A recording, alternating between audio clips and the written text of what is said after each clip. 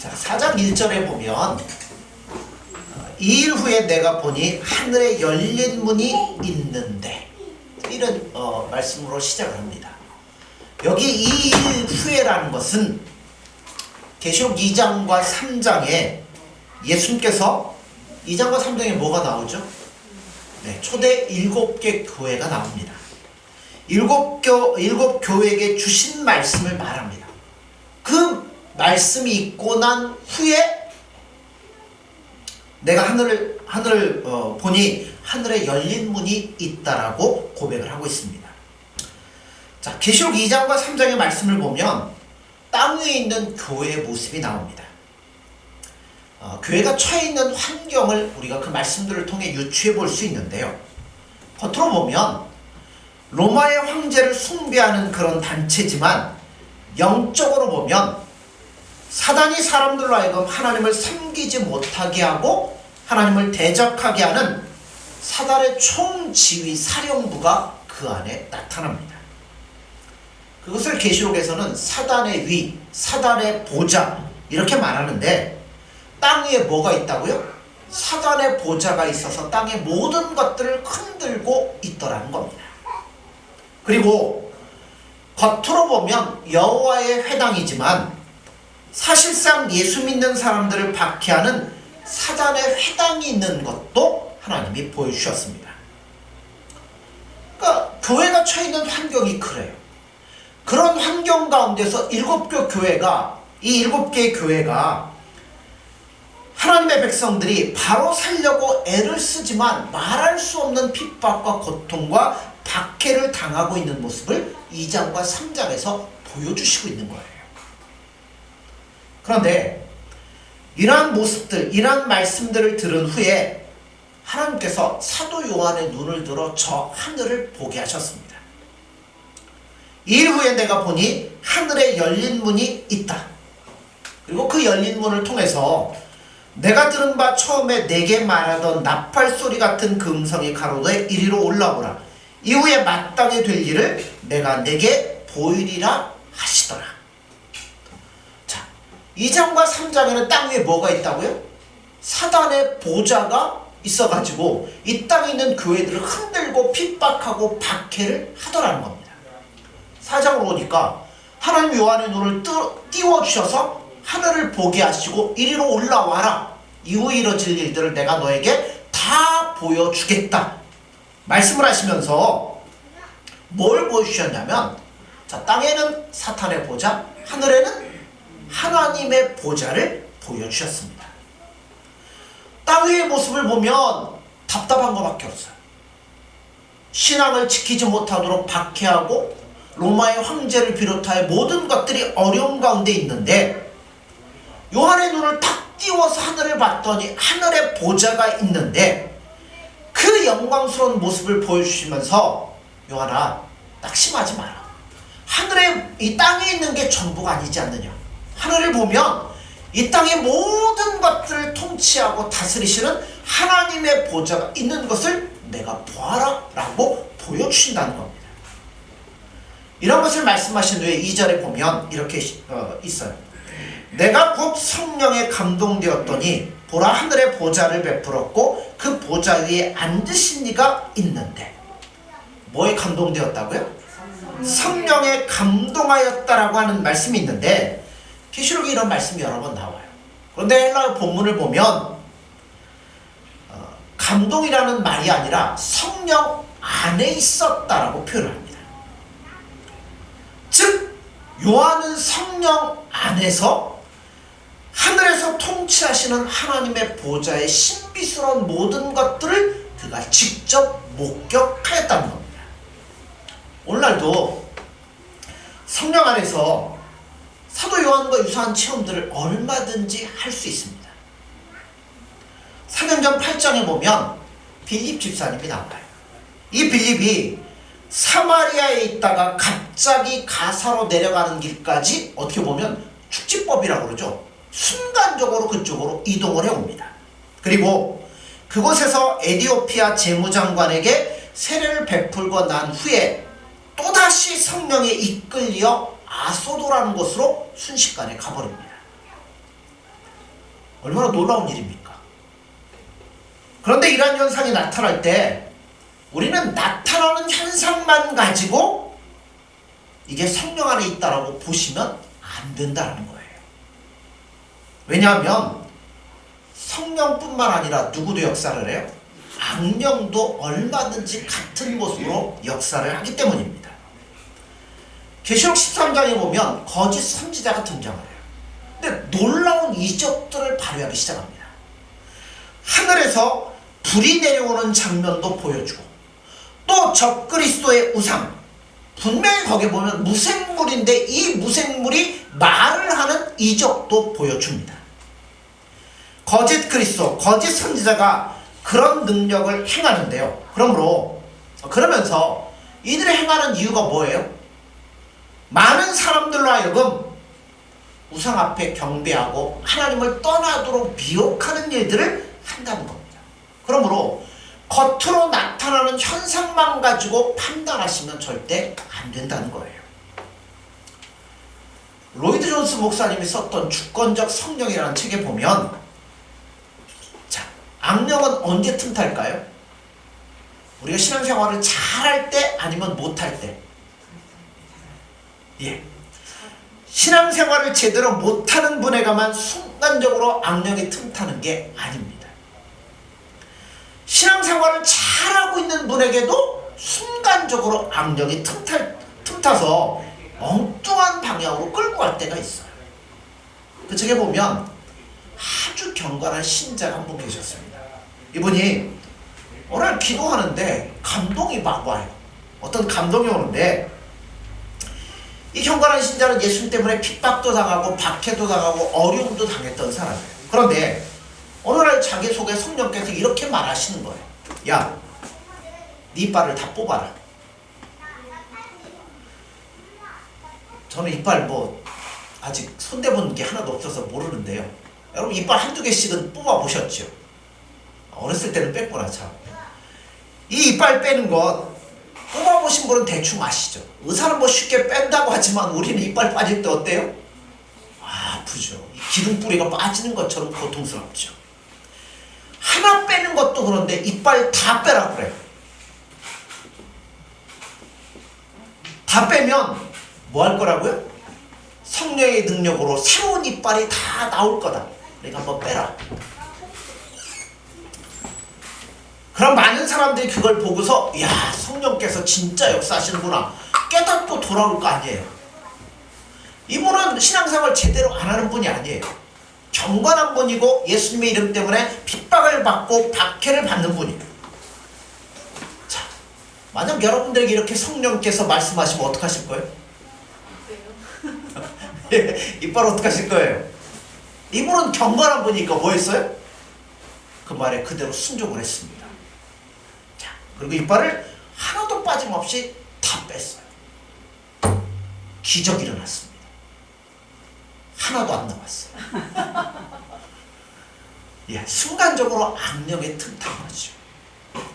1904년, 1905년도 영국의 웰시 지방에 부흥운동이 일어났습니다. 그때 부흥사로서 많은 사람들을 회개시키고 예수님께로 돌아오도록 했던 부흥사가 한 분 계셔요.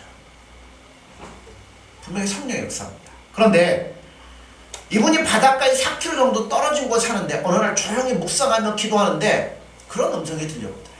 야, 베드로만 걸어가냐? 너도 한번 걸어가봐라. 이분이 그 성령의 목소리라고 하는 걸 듣고서 4km를 걸어서 바닷가에 왔어요. 주여, 믿습니다. 한 발을 딱 내딛었어요. 이게 웬일입니까? 퉁당 빠져버렸어요.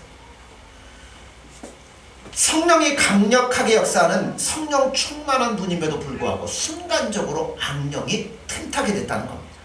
그래서 우리는 뭐 해야 돼요? 분별하셔야 돼요. 이 시대는 영적인 혼란의 상태가 계속되는 시대를 우리가 살아가고 있습니다. 그렇기 때문에 성령 안에서 여러 가지 기이한 체험들이 벌어지고 여러 가지 일들이 벌어진다고 말할 수 있어요. 성령은 자유하신 분이니까 어떤 형태로든 역사를 하시는 거죠. 그런데 성령 외에 어떤 역사도요, 악령의 역사도 있다는 것을 여러분 아셔야 됩니다. 분별하셔야 돼요.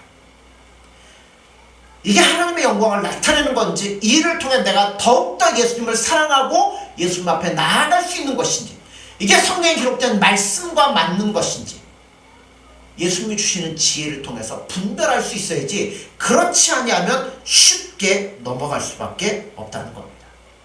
자, 다시 본론으로 돌아갑니다. 자, 2장 3절에서 지금 현재 교회가 처해 있는 어려움, 이걸 오늘 우리식으로 얘기를 해보죠.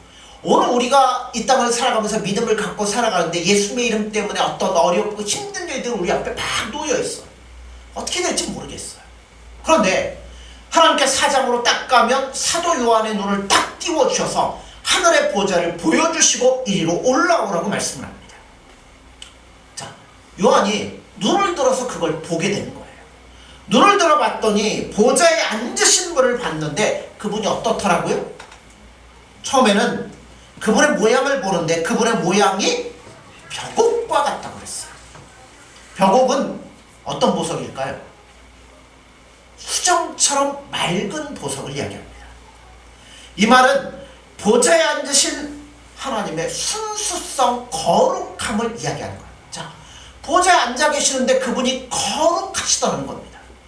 그리고 또 봤더니 뭐가 보여요? 홍보석 같다고 그랬어요. 홍보석은 어떤 보석일까요? 말 그대로 빨간 보석, 피처럼 붉은 보석을 말합니다. 피는 흔히 심판을 상징을 해요. 하나님은 거룩하신 분이기 때문에 죄에 대해서는 용서하지 않고 심판하시는 모습으로 나타나는 겁니다. 그렇죠? 벽옥, 거룩함, 홍보석, 심판, 그리고 또 뭐가 보였다고요? 주변에 무지개가 있다고 그래요. 근데 그 밑에 쪽으로 가보면 뭐라고 그래요? 무지개를 녹보석이라 이야기를 합니다. 해석학자들 가운데는 이 녹보석을 무색의 보석, 여러분 초등학교 다닐 때 프리즘 아시죠? 투명하게 삼각형으로 된 건데 빛을 비추면 쫙 빛이 퍼져가지고 무지개가 딱 보이잖아요. 그런 것처럼 이 무색의 보석의 편광현상에 따라서 여러 색깔로 나타나는데 중요한 거는 어떤 색깔이었다고요? 무지개 색깔. 자, 무지개 그럼 뭐가 떠오르시죠? 약속. 어떤 약속이요? 내가 다시는 물로 세상을 심판하지 않으시겠다. 자, 9장에 가면 자, 노아의 가족 외에는 다 뭐하게 돼요? 네, 심판을 받고 다 죽게 되죠. 그리고 드디어 방주가 땅에 머무르게 되고 나왔을 때 하나님 뭘 보여주셔요? 무지개를 보여주시는 거죠. 내가 다시는 물로 이 땅을 심판하지 않겠다. 그 약속을 보여주시는 거예요. 그러므로 무지개는 다른 말로 얘기하면 하나님의 자비하심. 자, 정리를 해보죠. 하나님은 벽옥과 같은 분으로 거룩하신 분, 또 홍보석과 같은 분으로 거룩에 따라서 죄를 지을 때 심판하시는 분. 그러나 뭘 갖고 계셔요? 무지개처럼 우리를 사랑하시며 용서하시며 자비하시는 하나님이라는 겁니다. 이게 하나님의 양면의 모습이에요. 그러니까 우리가 하나님을 볼 때는 내가 좋아하는 한쪽 면만 보시면 안 돼요. 다 보셔야 돼요. 흔히 우리가 하나님의 뭐만 볼 때가 많죠? 사랑, 자비. 자비만 생각하니까 내가 아무리 잘못해도 하나님 나 손대지 않을 것이야. 그래서 착각을 하고 마음대로 살아갈 때가 많이 있습니다. 아니에요. 실제로 경건한 분들은 하나님 어떤 분인지를 아니까, 우리가 어떤 존재인지를 알잖아요. 그러니까 죄를 안 지으려고 노력하는 게 아니라 우리가 어쩔 수 없이 죄를 지을 수밖에 없는 죄인들이에요. 내가 죄 안 지으려고 노력한다고 해서 안 지어집니까? 아니잖아요. 그러니까 진짜는 어디로 가야 되는 거예요? 예수님께로 가는 거죠. 나의 연약함을 다 예수님께 내려놓고 예수님만을 붙잡고 그분을 철저히 의지할 때 우리의 마음이 예수님으로 인하여 바로 세워지고 죄를 멀리하게 되고 그렇게 하게 되는 겁니다. 계시록 6장에서 19절까지를 보시면 하나님이 심판하지 않는 것 같지만 사실은 심판하고 계십니다. 두 가지로 심판해요. 인간계에 심판하시고 우리가 살고 있는 자연계에도 심판하셔요. 인간들은 어떻게 심판하실까요? 우리 성경에 보면 흔히 전쟁, 기근, 질병, 서로가 서로를 죽이고 민족이 민족을 대적하고. 요즘 프랑스에서 난리죠. 네, 이슬람하고 그 천주교 이렇게 한다고 그 가르쳤던 교사 참수형하고 성당에 들어가가지고 기도하는 할머니까지 죽이는 일들이 벌어지고 있어요. 또 뭐 이것저것 해서 이제 뭐 민족과 민족 간에 싸우는 일들도 있죠. 또 우리가 알지도 못했던, 그죠? 올 한 해 우리가 얼마나 힘듭니까? 코로나라는 이런 새로운 질병들이 나타나가지고 우리로 하여금 힘들게 만듭니다. 이런 것들이 인간계에 나타나고 있는 하나님의 심판이라고 볼 수 있어요. 또 자연계는 어떻습니까? 그렇죠. 얼마 전에 또 터키에도 지진이 났는데 뭐 지진 뭐 여러 가지가 있어요. 그 중에 하나가 오존층이라고 여러분 아시죠? 햇빛으로 태양으로 도는 그 안 좋은 자외선을 지구 대기 위에 머물고 있는 오존층이 막아가지고 이게 직접 내려오지 못하도록 만들고 있어요. 이거를 1971년도인가 과학자들이 이거를 밝혀내고 이론을 딱 이렇게 해갖고 오존층이 파괴되면 문제가 생긴다 이론을 제기했어요. 근데 그때는 사람들이 그걸 잘 안 받아들였어요. 그런데 이게 실제로 위성사진을 찍고 하다 보니까 지구의 러시아 땅덩어리만큼의 오존층이 빵꾸가 났대요. 이걸 내버려두면 그대로 점점 이게 퍼져가기 시작하면 우리 살기가 힘들어. 그래서 뭐 이제 제가 회담 내용 잃어버렸는데 무슨 회담이 벌어져가지고 프레온가스 줄이는 것. 하고 점점 지금 이걸 축소를 해가지고 오존층이 조금씩 회복되고 몇십 년 뒤에는 이게 완전히 회복될 수 있을 것이라고 이야기를 해요. 자, 오존층 보세요. 오존층이 파괴되어서 자외선이 직접 우리에게 쪼이게 되면 가장 먼저 눈에 문제가 생깁니다. 시력이 떨어지고 백내장이 생기고, 그 다음에 이 자외선에 닿게 되면 피부 노화가 빨리 오고 피부 암도 발생하게 되는데, 오존층이 있을 때와 없을 때가 약 3배 이상의 문제가 발생을 한다고 합니다. 그것만입니까? 우리의 면역성을 약화시켜서 우리의 건강이 나빠지게 하고요. 광합성을 하지 못하도록 하니까 곡물들이 어떻게 돼요? 자라지를 못하게 되죠. 바다에 있는 플랑크톤이 문제가 생기면 고기가 그걸 못 먹게 되고 결국 뭐예요? 바다에 있는 자원들이 다 죽게 돼버리고 마는 겁니다. 그러니까 하나님의 심판은 여러분 우리가 알지 못하는 사이로 조금씩 이런 것들이 이루어지고 있습니다. 이런 것들이 주어지니까 우리는 그냥 마냥 포기해야 되나요? 아니죠. 열심히 노력은 해야 되지만 이런 역사가 지금 우리 가운데 임하고 있다는 것을 우리는 잊지 말고 기억하셔야 된다는 겁니다. 자, 이 모든 것 위에 누가 계셔요? 하나님이 우리의 눈에는 안 보이지만 하늘의 보좌에서 모든 것들을 하나님의 섭리의 손길로 다스리시며 움직이시고 있다는 겁니다. 조금씩 가다가 병도 그렇잖아요. 예전에는 몰랐던 병들이 점점 센 것들이 등장을 하기 시작하죠. 지진도 예전에 뭐 조금 있었지만 요새는 뭐예요? 강도를 막 더해가기 시작하지 않습니까? 결국 강도를 더해가다가 마지막에는 뭐예요? 최후의 심판이 우리 가운데 오게 될 거라는 거예요. 그런데 이 기간 동안 하늘에 계신 하나님, 그 주변에 뭐가 쫙 펴 있다고요? 무지개는 뭐라고 그랬죠? 자비, 사랑이라고 했죠. 그러니까 그 마지막이 오기까지 하나님은 하루를 천년같이 참으시면서 될 수 있으면 한 사람도 멸망당하지 않고 예수님 믿고 예수님의 품으로 돌아오도록 하기 위해서 우리 안에 기회를 제공하고 계신다는 거예요. 예수 그리스도의 보혈에 큰 강물이 흐르기 때문에 그 강물에 우리의 모든 죄를 씻고 예수님을 더욱더 바라보며 예수님께로 나오기만 하면 하나님께서 모든 것들을 용서해 주시고 인도해 주신다는 겁니다. 그런데 이 자비가 끊임없이 계속되는 게 아니에요. 언젠가 이 자비가 끝난 날이 분명히 온다는 겁니다. 내가 곧 성령에 감동되었더니 보라 하늘의 보좌를 베풀었고 그 보좌 위에 앉으신 이가 있는데, 보좌 위에 뭐 한다고요? 앉아 계신 이가 있는데, 다른 말로 얘기하면 보좌가 비어있지 않는다는 거예요. 그럼 그 보좌에 앉으셔서 뭐 하시겠어요? 모든 것들을 다스리시고 지켜보시며 우리의 모든 것들을 알고 계시다는 겁니다. 하나님 살아계시잖아요. 우리 사랑하시잖아요. 그러니까 뭐마저 내어주셔요? 독생자 예수 그리스도마저 내어주시기까지 사랑하십니다. 그리고 우리가 한 영혼이라도 잃어버리지 않고 더욱더 예수님을 뜨겁게 사랑하며 하나님 앞에 온전히 나오도록 하기 위해서 지금 뭐 하신다는 거예요? 모든 것들을 다스리시고 섭리하시며 움직이시고 있다는 겁니다. 보좌에 앉아 계시다는 거예요. 안 쉬신다는 거예요. 여러분 이 말씀 믿으십니까? 자, 우리가 말씀을 머리로는 인정하지만 마음으로 인정하기가 어렵습니다. 잘 못해요. 특히나 어떨 때요? 고난을 당할 때는 특히나 이거 하나님이 나의 모든 걸 알고 계셔, 나를 다스리셔, 이거를 믿기 어려울 때가 있습니다. 생각을 해보세요.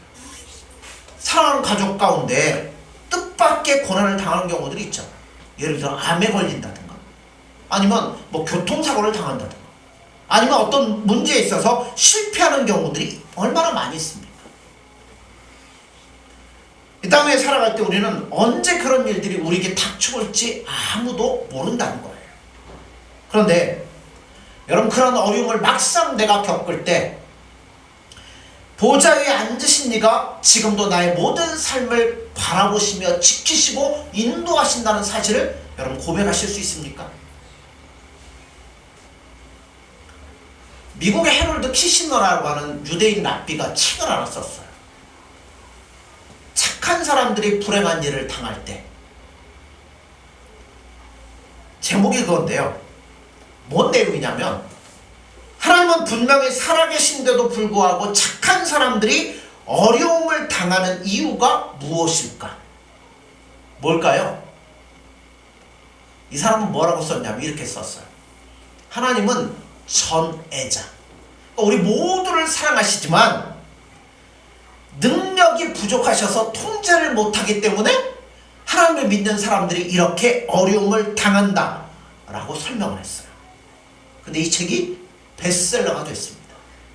어떤 신학자들은 신학교 교수들은 좋은 책이라고 학생들에게 읽어보라고 얘기를 했어요. 또 어떤 주부 신자는 자기가 지금까지는 공상적인 하나님을 믿었는데 실제적인 하나님을 이제는 섬길 수 있게 됐다고 고백을 했어요. 이게 무슨 난리입니까?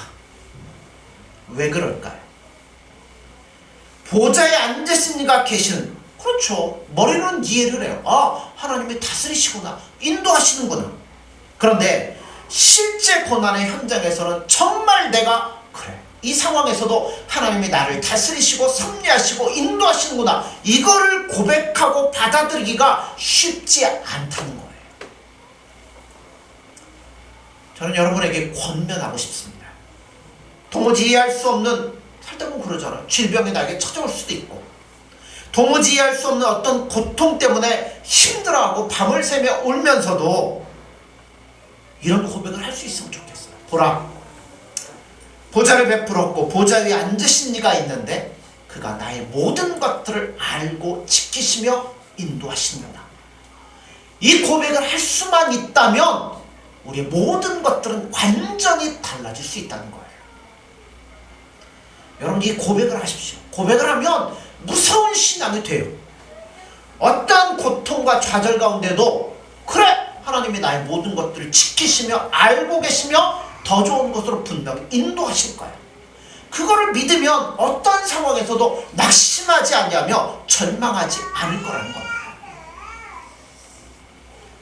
여러분, 자기 독생자마저 주신 분이 내가 이렇게 살아가라고 내버려 두실까요? 아니면 더 좋은 것으로 나의 삶을 인도하시며 주관하실 거예요. 그분께서 나에게 가장 좋은 방식으로 나를 통치하시고 다스리시는 바로 그분, 그분이 살아계셔서 보좌 위에 앉아 계신다는 사실을 여러분 절대 잊지 마십시오. 이러한 갈등은 실제로 성경에 보면 구약 역사 가운데도 많이 나와요. 다니엘이 이런 갈등을 겪었잖아요. 유대 민족들이 이런 갈등을 겪었습니다. 느부갓네살 왕이 얼마나 지독한 폭군인지 아십니까? 그가 자기가 꿈 꿔놓고 꿈의 내용도 안 얘기해주고 뭐 하라고요? 네, 해석해라. 해석을 하지 않으면 그렇죠. 몸을 쪼개버리고 그 집을 거름더미로 만들어버릴 것이다. 뭘 가르쳐줘야 그걸 해석하는 거 말 거 아니에요? 가르쳐주지 않습니다. 그런데 하나님의 백성이 잘못했다고 이런 폭군의 손에 이스라엘 백성들을 하나님 뭐 하신 거예요? 넘겨주시고 맡긴 거예요. 그러니 그 밑에서 살아가는 이스라엘 백성들이 얼마나 갈등이 심하겠어요. 보이는 건 뭐 한 거예요? 눈으로 볼 때는 다 망한 것 같습니다. 그런데 사실은 망하지 않습니다. 왜냐하면 그 위에 누가 계십니까? 하나님의 보좌가, 하나님께서 그 모든 것들을 지키시며 섭리하시고 있다는 거예요. 이 느부갓네살이 어떤 사람이냐면 3m 30cm의 자기 신상을 세워놓고 전부 다 경배해라. 참배하지 않았던 우리가 알고 있는 것처럼 사드락, 메삭, 아벳느고를 뭐예요? 평소보다 7배나 뜨거운 풀무에다가 던져버렸어요. 병사들이 끌고 와서 묶어서 던졌는데 던질 때 얼마나 뜨거웠던지 병사들이 타서 죽었어. 근데 가만히 보니까 묶어갖고 던졌는데 그 안에서 뭐예요? 자유롭게 돌아다니면서 누가 모르는 분이 한 번 거기서 같이 거닐며 이야기를 하는 걸 느부갓네살 왕이 봤어요. 그리고 뭐라 그래요? 야 빨리 나와봐라. 아니 던졌는데 안 타고 하니까 나오라고 그랬어요. 나왔더니 머리털 하나 그슬리지 않았고 옷에 불냄새도 안 나고 옷도 그을리조차 않았습니다. 하나님의 나라가 망한 것처럼 보이지만, 하나님께서 보좌에 안 계신 것처럼 보이지 않지만 하나님은 분명히 역사하시며 인도하신다는 겁니다. 그러니까 그 느부갓네살 같은 폭군이 이 사건을 경험하고 난 후에 조서를 하나 내리는데, 이 조서의 내용이 뭐냐면 지극히 높으신 이스라엘 하나님이 이 나라를 다스리고 있다는 것을 밝히고 있습니다. 눈에 보이는 것으로 생각하면 망한 것 같아요. 우리가 이 나라 봐도 그렇잖아요. 모든 게 지금 혼란스럽죠. 경제도 어렵죠. 코로나 때문에 문제도 생기죠. 이게 시끄럽죠. 하여튼 뭔가 좋은 게 하나도 없는 것 같아요. 망한 것 같아요. 그러나 여러분, 눈에 보여지는 나라는 어떨지 모르지만 눈에 보이지 않는 하늘 위에서는 하나님께서 우리의 모든 삶을 지키시며 인도하시며 우리에게 가장 좋은 길로 우리의 삶을 연단하시며 이끌고 나가신다는 사실을 여러분 믿으시기 바랍니다. 요한도 마찬가지였을 거예요. 하나님의 말씀을 증거하다가 결국 어디까지 간 거예요? 마지막 반모섬까지 끌려왔습니다. 거기서 교인들은 뭐하고 있어요? 재미를 위해서 사자밥으로 던져지고 있습니다. 정말로 하나님이 통치하고 계신다는 것을, 계신다는 건 알고 있지만 통치하는 것인지 거기에 대해서 뭐가 왔겠어요? 의심이 오고 회의가 들었을 겁니다. 초대교회가 2장과 3장에서 계속 당하는 박해의 모습, 이것들을 보면서 정말 하나님이 살아계시는지 의심이 들 수도 있잖아요. 그런 요한을 하나님 뭐 하시는 거예요? 끌어다가 눈을 띄워주시고 하늘을 보게 하시며 그에 계신 보좌를 보도록 만들어주심으로 낙심에 빠져 있었던 요한의 마음을 새롭게 이끌어내시는 겁니다. 요한만 그러겠어? 요한이 이글을 써서 사람들에게 줌으로 말미암아 초대교회 박해를 받던 모든 성도들이 뭘 깨달아요? 눈에 보이는 건 이렇지만 눈에 보이지 않는 곳에서 하나님께서 나의 모든 것들을 다스리시고 섭리하시는구나. 그 말씀을 보면서 힘을 내고 용기를 내고 믿음으로 승리할 수 있었다는 겁니다. 여러분, 오늘날도 마찬가지입니다. 비록 우리 눈에 안 보여도 귀에 안 들려도 하나님은 저 하늘의 보좌 위에서 여러분의 모든 삶을 지키시며 인도하시며 섭리하시며 다스리십니다. 그러므로 눈에 보여지는 것으로 인하여 여러분 낙심하지 마십시오. 눈에 보이지 않지만 나의 모든 것들을 사랑하시며 인도하시는 그분이 여러분 깨달으시고 그분 의지하시면서 힘내시고 믿음 안에 승리할 수 있는 저 교회 여러분들이 되어지기를 간절히 소원합니다. 기도하겠습니다.